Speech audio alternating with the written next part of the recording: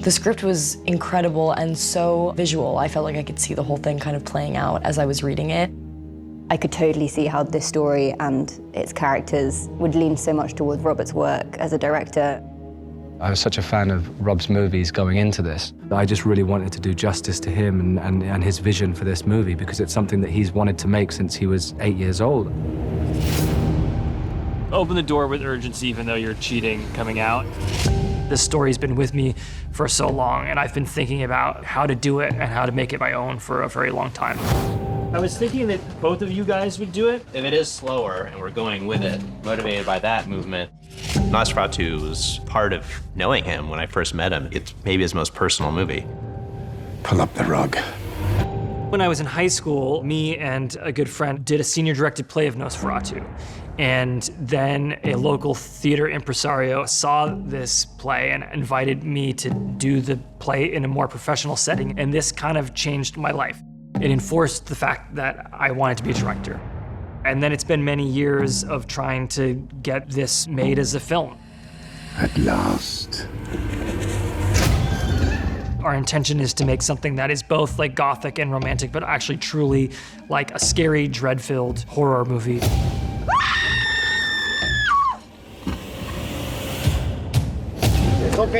You're trying to keep it like slightly consistent with Orlok.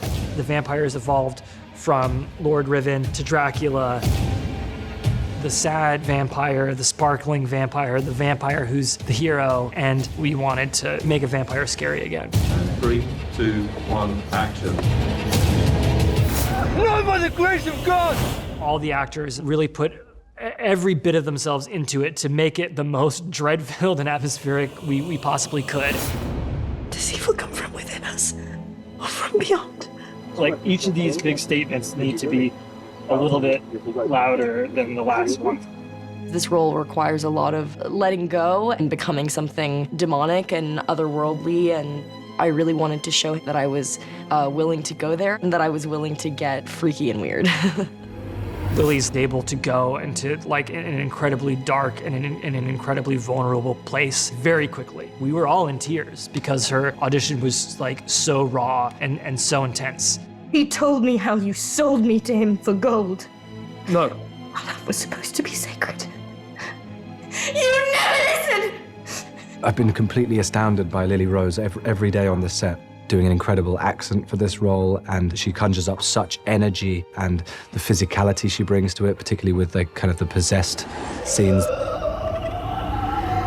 She had to do this extensive body work and Butoh choreography with Marie Gabrielle Rodi, the choreographer, to do all this hysteria stuff. Butoh is a Japanese dance discipline that is very dark and scary. Going into this hysterical, shaking, convulsing fit. Lily did a lot of work pushing that forward and really finding it in her own body. And she had to make a really strong, like, grotesque demon face to the camera, and she really went for it. She drooled, her tongue went out, her eyes were rolling, you know, she was making the most hideous faces, and I'm really proud of the work that she's done to reach that level. Lenny!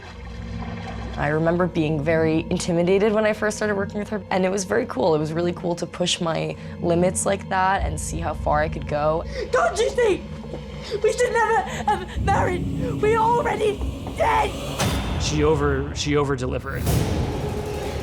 For Thomas, it's the journey that he goes on. He starts out quite a naive character who expects and hopes for the best, and he kind of unravels and loses that hope. Nothing you can say will shake me, for there is a devil in this world, and I have met him. Nick's a tremendous actor, and he's also just the nicest guy. Because of his like genuine kindness and openness, he was able to play this character who's completely unaware of the darkness in the world, like with utter believability. With Nick, on the day when we started shooting, it felt like we were very dialed in. It's not an easy role for him in this movie. Those scenes are so intense for Nick. He has to be in this kind of delirious, emotional state of just confusion and fear.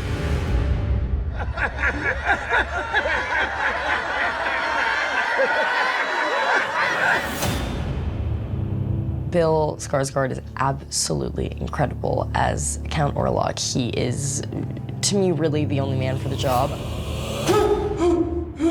I I've done these sort of transformative performances before, but none quite like this. I've never been more scared in playing a character than playing Orlok. It's something that is so intimidating and fully realized and horrific that it is incredible to see and also terrifying to be around. The amount of stamina and the amount of energy that it takes to like lower your voice and be this like supernatural creature that's incapable of imperfection is very exhausting. So I wouldn't insist Bill to be method and to stay in character. Sometimes you needed to lighten the mood, and he was able to do that and still like go back into the darkness. Oh yeah.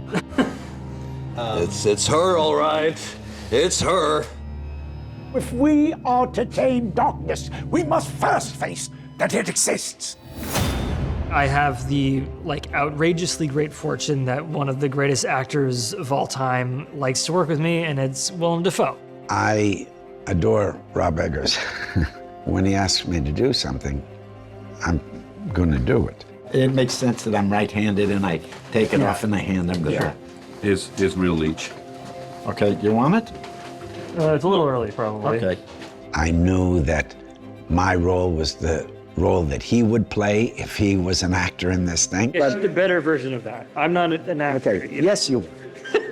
No one else could give it the command and authority as he can. His ability to like walk the edge between like darkness and humor. It's been very rewarding. Willem does bring a spark of joy to all his work, and I think that's what makes him so magnetic on screen. You can only be better for how good the person in front of you is, and so I try to just hold on to that and be like, wow, I can't believe I'm working with Willem Dafoe. It's crazy.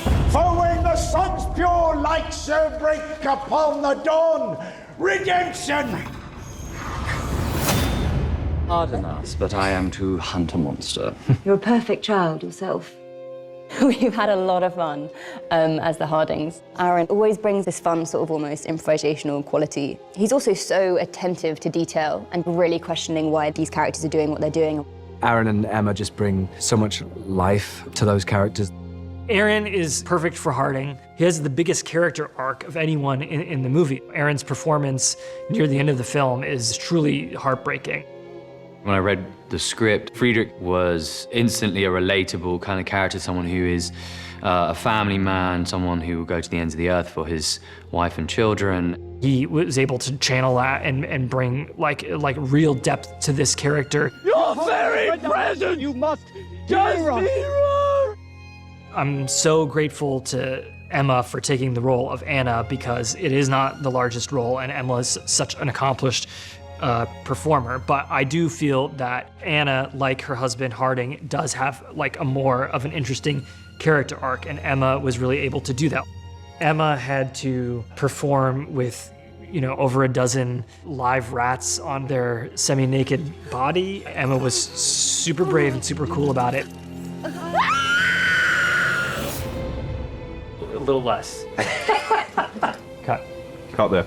That was sick. The thing that I take away from it the most is how much I've learned about acting from Rob. These nightmares do exist! It's been the best training I could possibly ask for in terms of how he approaches performance and what he demands. I feel very protected and safe. We are here encountering Nosferatu. It's all personal. He works very well with actors. He knows what they need. He's very respectful of what their struggles would be. I think that's what Robert brings to his movies. They bring such artistic depth. Your passion is bound to me. The style of performance that he wants and that he, you know, directs us to create feels really like a look into the past in a way that feels very real, very palpable. He's really the only person that could do this story justice.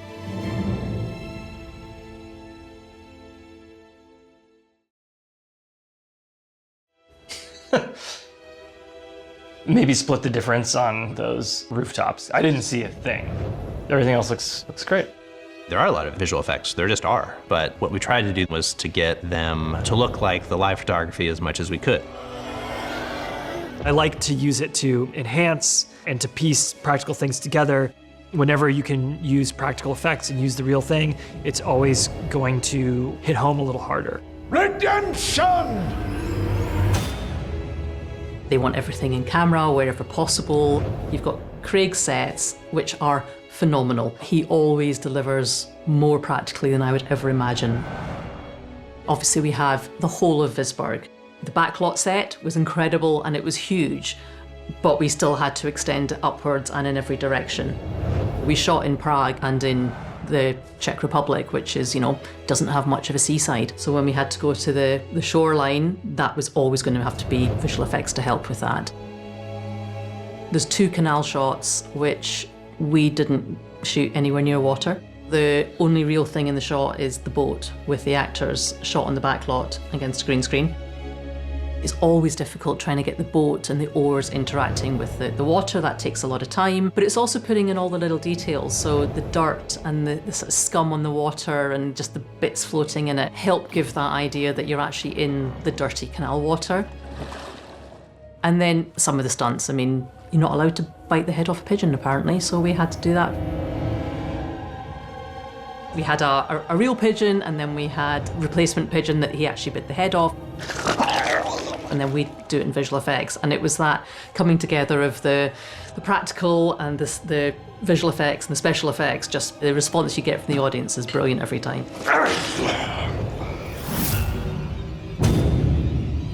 We had 2,000 rats, live rats, that were used in the film. A great portion of them were actually trained. In the scene where they come off the shipwreck, those rats were trained on a buzzer to run up off the port. But when we were in the chapel, we made these vacuum-formed rat mats that were covered in furry fake rats and then had the real rats on top of that. Rats, don't always do what they're told on set, so it was great to have them. We would use them where we could, and even if we ended up replacing them, we'd have a really good reference of how they moved, how it was lit, how they'd respond. You would have thought that we used CG wolves, but no, those were wolves trained by the Barnesh crew. It was a bit of a challenge because we had to do a separate pass with the wolves chasing a carriage that was motorized, and then a separate pass with the horses in order to not endanger the horses. This is where I say CG is great, because we have real horses, real carriage, real wolves, real mountain slope, but putting them together in the same shot seamlessly.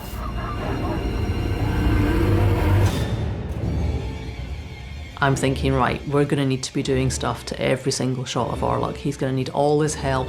And then we saw the test, and it was like, nothing for us. Tell me what frame you would like for the beginning. Out, out, out. 3, 2, 1, action. This looks really bad. This looks like a banana instead of backlit blood. Let's find the biggest glob. Maybe just thin it out a little bit.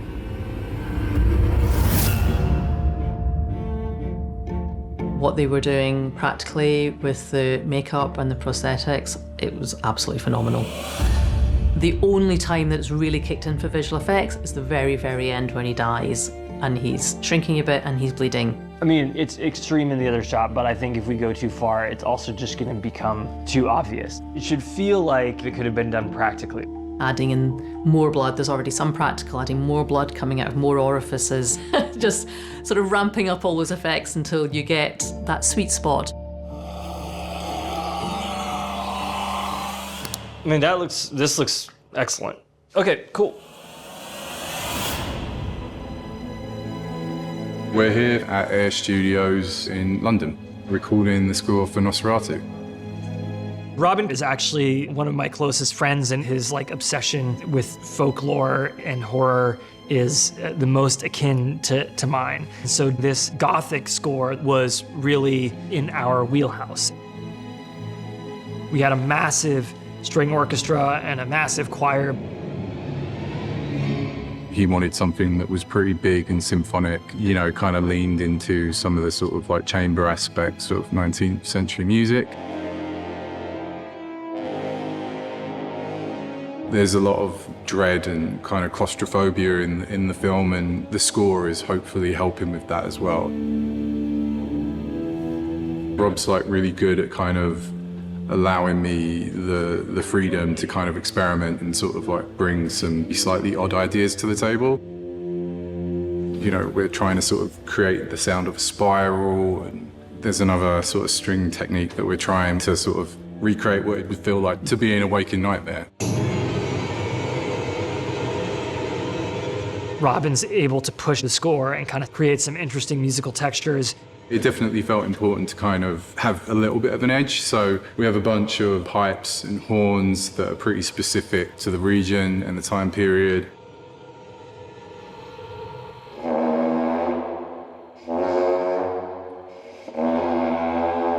We have a musician called Letty Stott, and Letty kind of specializes in weird, archaic pipes and horns that generally aren't around anymore.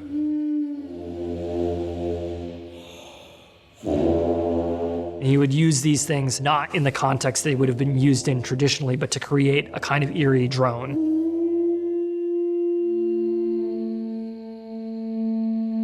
I absolutely love the score. I know how much this movie meant for Robert. It doesn't get higher than this in terms of filmmaking. It looks absolutely beautiful, sounds otherworldly. That's kind of what makes this, you know, one of the films that I'm the most proud of is that attention to detail. And I have to give applause and kudos to my collaborators because of their belief in this film and our collective vision of what it could be. They're not building sets, they're building like a world. There's something very painting-like about it, and something also very authentic to the time period. It feels like a time capsule in every single way. They just simply don't look like sets. The act of research is something that I truly just enjoy. Yeah, that's the way to do it, Willem. That's great. Let's tape down that lampshade. It's easier for us to know what we're making because you just look for it and find it. Craig Lathrop, the production designer, he knows what I want. It becomes a conversation about just escalating the vision. It's just how do we make it better and how do we make it work for the story and how do we make it work for the camera.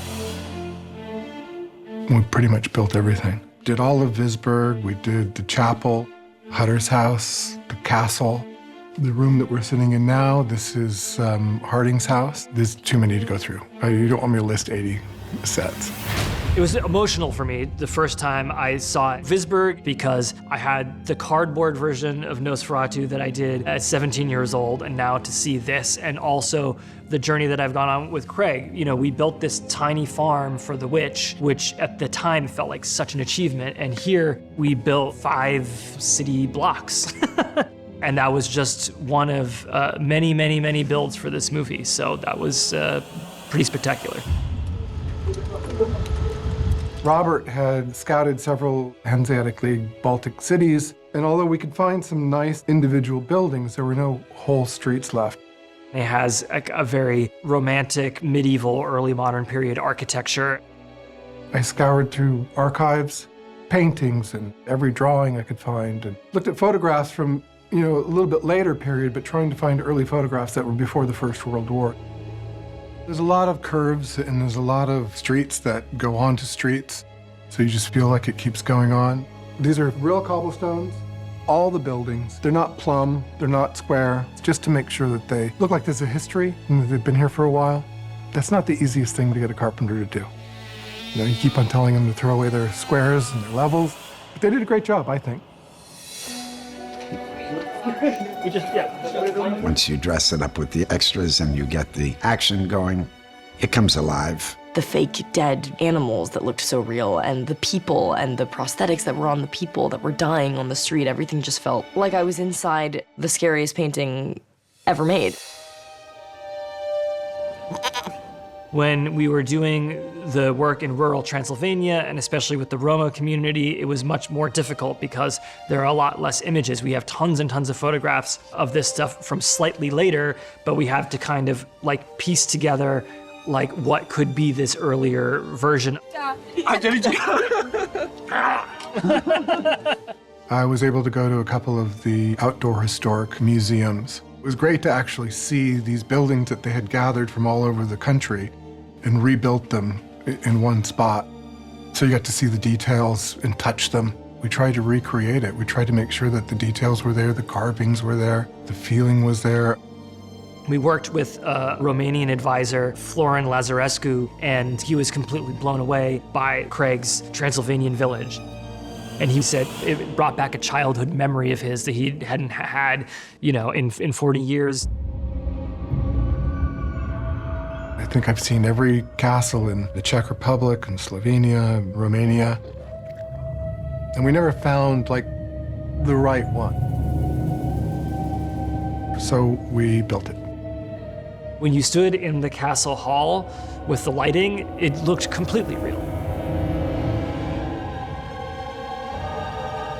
With the great hall and hallways and bedchamber, we wanted it to be like Orlok himself, not just old, but crumbling. Craig's done such an unbelievable job. It makes it completely believable and easy to lose yourself in the world. The castle's probably my most memorable set because it's the one that I spent the most time in, trying to escape. But the detail of kind of the broken down plaster and the decay, well, I'm blown away by it. The finishes are so realistic that people aren't going to think that we shot them on builds. They're going to think we went to locations. The people that built this thing, I'm just very, very, very impressed by them. I don't know how they did it. You can use any angle on this set. You can go and do close-ups on every single detail. This has some of the coolest props. If you were to look at the paperwork on the tables, it's all had a calligrapher writing things based on things we found, paintings, furniture, every tiny detail to every large detail was researched and sourced. You could take a microscope to any of these sets and every single thing is so authentic, so beautiful, so thought out, down to all of these little things that you might not even see in certain shots, but that just add to the feeling that you are inside of something so real. Orlok's chests that he keeps his Dacian and Roman coins in was a recreation of a medieval chest that Craig found. Orlok's coffin is quite spectacular. It was based on mainly Polish coffins. The real ones have skulls on the side of them, and how sick is that? Ellen's locket, we found examples of this heart-shaped locket in the design. It is very grounded and naturalistic. It's really thrilling to be in that kind of immersive environment. It doesn't take much imagination to be there. From the very beginning, that was the goal, to try to give life to this world. I don't know how many people will see all the details, but it's all the departments working together to help Rob create this vision.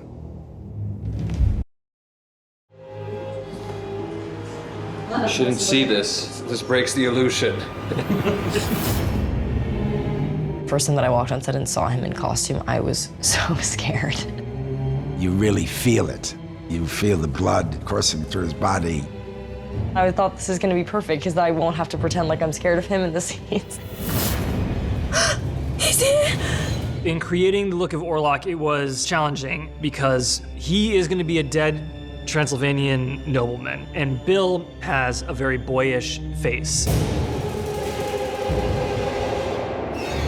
I had done actually a lot of sketches and some digital paintings. Robert had a very particular vision for Orlok. The references that I got to look at were these sort of occultist warlords during that time in that place. It's a different look than we've seen of any vampire character. Doing something that acknowledged the folk vampire and is dressed the way a Transylvanian nobleman would have been dressed. I don't know why I keep putting myself in these situations where I'm playing a character that's so abstract to me. The voice was the biggest challenge. And action.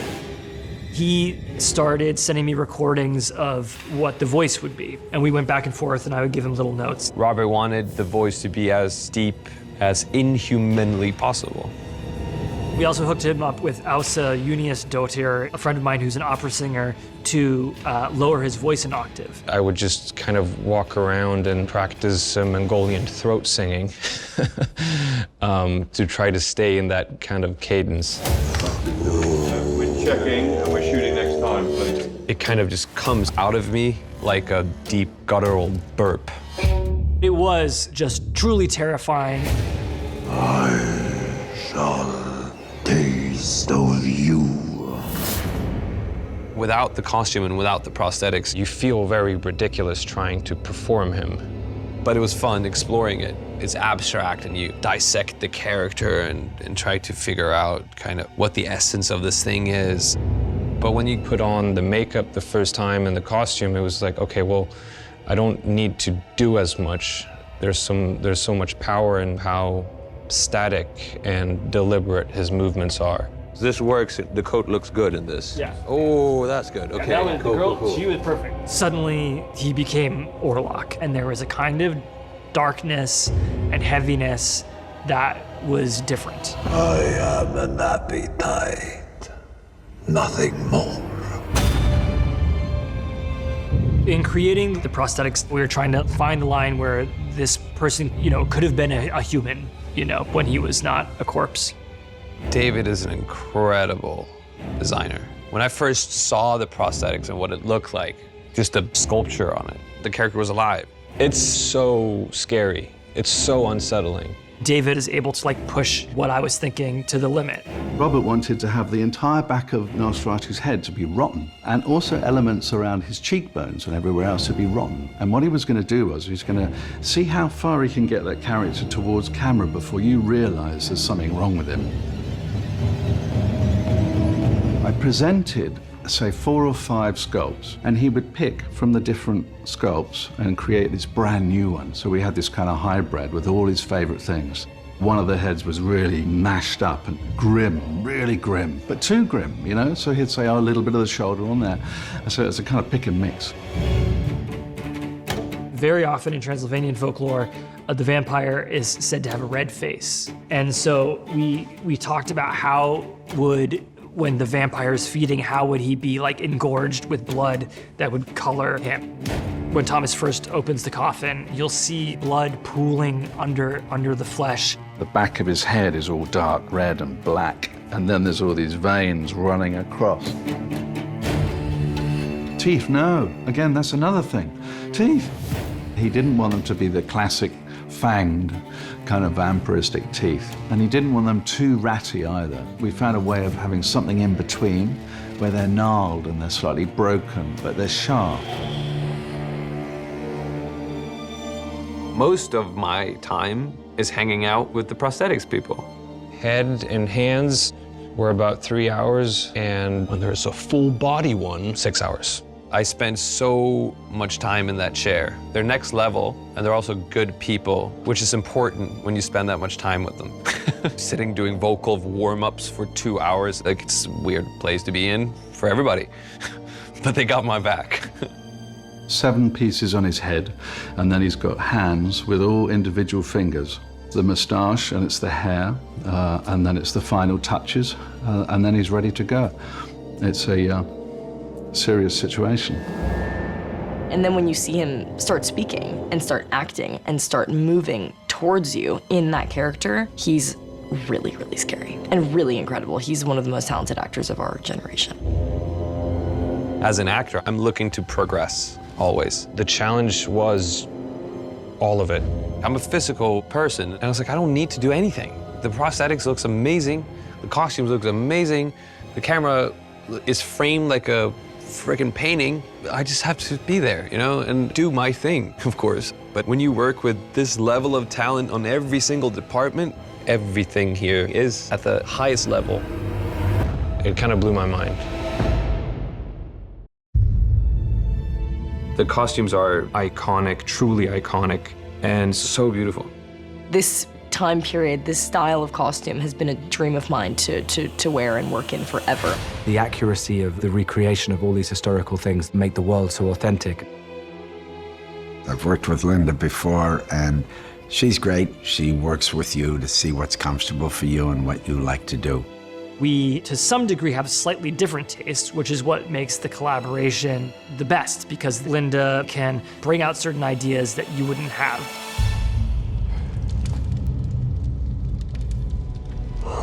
Leave there your conveniences. Set out the deed and sit. This is Orlok's Hungarian count costume. This was The first costume that we started with, Robert and I concentrated really between 1540 and 1560-ish. It was a pleasure to kind of dive into Orlok's costume because there's so many odd things. There's texture, there's incredible luxury. He has a mente, which is fur-lined and incredibly heavy. He wears this furry hat that is something that the nobleman would have worn. The hat, which is called a kolpak, really is to obscure the fact that his skull has major parts of it missing and that he is quite decayed. I have a hat in this movie. It's huge. It's the biggest hat I've ever seen. He also wears these strange shoes that are mules with a silk sock and an iron heel that's shaped like a horseshoe. You only kind of get a glimpse of them when he's going up a spiral staircase, but you can hear a slight hint of metallic in the sound design of his footstep. When Bill put them on, he created this walk that is very otherworldly. He's a Hungarian count. Please keep safe. Have you so little faith in me? I will send you my utmost faith. Ellen and Thomas were very interesting to design. They tell the lion's share of the story, but they are the poorest of all of the characters. Therefore, they do not have a huge number of costume changes. And the costume changes that they have are there for a reason. Linda has such, again, great attention to detail within every single look. Like, because Thomas isn't so well off, the fabric that's on the underside of his top hat isn't matching with the fabric on the top, but say Friedrich's would be. So it's kind of little tiny details like that that just make the world completely authentic. Thomas goes through quite a bit. He's jumping out of a tower, he's being attacked by wolves, he's riding across many counties, and so he didn't have a huge number of costume changes, but he had many versions of the costumes in various states of disrepair that helped to tell the story. For men, it is a period where it predates standardized tailoring. You have examples of shifting seams. So you have this incredible pigeon chest, still a lot of fullness in the head of the sleeve. It doesn't fit the body really tightly, and it's something that actors have to get a little bit used to. Do you ever feel at times as if you were not a person? With Ellen, we see modest but beautiful clothing. It's definitely a transition period where women's sleeves go from massive gigot sleeves and they are reduced and they come down the arm. We try to learn as many of the sewing techniques as we can to give the garments the feel that they have in illustrations or that they have in paintings. As much as I've always loved corsets, I never knew anything about self-tying corsets. And I think it really, does say something about class at the time. A woman that would not have her own made had a self-tightening corset, rather than a corset that is done up at the back and it is tightened by a chambermaid. The lacing goes all the way around to the front, and then the woman can tighten it herself. I envy you. I envy you. For Harding, the look is everything, the line is everything. I have many costumes, I have many looks, because that's what happens when you're playing a wealthy character. He would have many top hats. Robert was very particular about the top hats. Fur-lined overcoat, trousers that would be specifically made for a particular outfit. The fabrics that I chose for Harding have the opportunity to show opulence. Luster in the fur that he has in his coats, in the alpaca that he has in his collars, the fur felt in his top hat. Anna has a lot of gold jewelry, diamonds. Her costumes, they have more details. There's more embroidery on them. Fabrics that are very lustrous, fabrics that reflect light, fabrics that are precious. Anna and the two children are so precious to Harding. Friedrich in public. Cannot resist you, my love. With the jewelry, which is all designed, and the boots, which are all designed. It was just a fantastic experience. They just make you stand differently, move differently, and feel completely of the world. Every corset, the fact that you can't breathe, the fact that your posture is completely different, and the weight of the dress, it all helps you. For the viewer, it makes it all the more real, but also for the actors. I can't fully understand the character until I feel like I'm in their skin. It's just incredible. Nosferatu is dark and dreamlike in a way that I think a lot of horror films are not, in a way that only Robert Eggers could do. He has an incredible way of building worlds and making them realistic. Then we can like just rack to you guys. He's incredibly detail-oriented. Nothing is there without a function. For him, it starts with a mood and maybe some imagery, sometimes years before there's a script. I have a very strong idea of what I want, and usually to build dread. Good, go again right away. It was a little bit too snowy. Just go again. Jaren and I have been working together since I was 24. Stop there, a little higher, let's go. We've sort of grown up together in many ways, both as human beings and fathers and as collaborators. We think in a very aligned way. Two shot, Simon gets closer. With Germany in line with the camera here, so this probably goes that way, or maybe the table stays. We got to do different lighting effects with sunrises and sunsets. How bright should the sun be? How blue should the skylight be? It's really beautiful. It's a really cool shot. Am I far enough out in the window? Yeah, right? How do you make the sun move? We had a motorized and rotating mirror. I was just saying, move up the 2x3 net. That'll move up the shadow here, right? Yeah, let's try that. The light has to be a certain distance away to emulate the actual size of the source of the sun, mathematically. A lot of R&D going on, lots of just tinkering. I was interested in a slightly dirtier look for this movie, so we worked with a lot more high-speed lenses and faster film, which was really nice because we could actually shoot with candlelight. We had a lot of real candlelight scenes. It's all real flame. A lot of mess with candle wax. Yeah, that was interesting. I'm thinking this place is going to go up, but it gave the right tone to the scenes. There's a scene with the nuns where we had a chandelier we tilt down from, and it's like dripping wax on everybody. It got messy, but it's very satisfying to shoot on film and have real candles. We're able to give it that visual richness on screen. With Orlok's Shadow, there was a lot of expectation that it was going to be CG, and I was like, well, why can't we do it for real? They had to be crisp. Easiest way to do that is to use a convex mirror, but the problem there is that the convex mirror expands your shadow, and the shadow of Orlok gets really big, which is cool sometimes, and other times it's like, no, maybe that shadow shouldn't be this big, Like we're zeroing in on him. We came in, then we go down, then we go straight, then we go down. Jaren and I do these long setups that go from all these different staged sort of vignettes and compositions. There's a tension in something when you don't cut as much. You're just a little bit more focused on set and also hopefully the viewer. This is going to be a little slow, Bill, just because we got to keep up with you.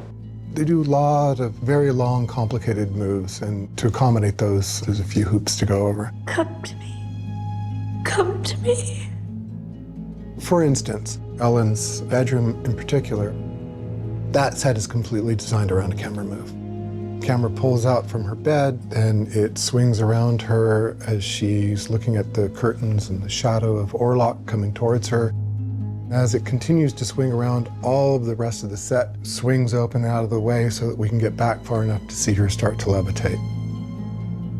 Then you've got the furniture that has to move too, so all the furniture that's attached to the walls so that everything can move out of the way.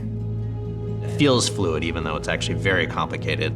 Usually I'll design something and show it to Rob, show it to Jaren, and then they will come up with the camera moves they want, and then I'll figure out how to make the design tear apart and come back together, often in camera. Craftsmanship is a really good way of describing exactly what Rob and Jaren do, and everyone does in creating these worlds that are almost like paintings. You really have to know what beats you're hitting, what marks you're hitting, the light, the whole thing. It's very technical in order to accomplish something that ends up being really incredible. We all have to become a team. Action! No one wants to let anyone down, but in order for, to get through to the next beat, it's a dance with the crew. So you've got your camera department also moving around you, and they have their marks, we have our marks. It's such a collaborative thing. I'll let you go and then I'll come in, yeah? These shots are designed and then you have to bend yourself into accomplishing the shots. But it's challenging. Luckily, the cast have the ability to do the craft of very difficult choreography with the camera. When you're doing a period movie and you have, all the actors and all the technicians coming together at the same time to pull off these complex shots, it's incredibly satisfying.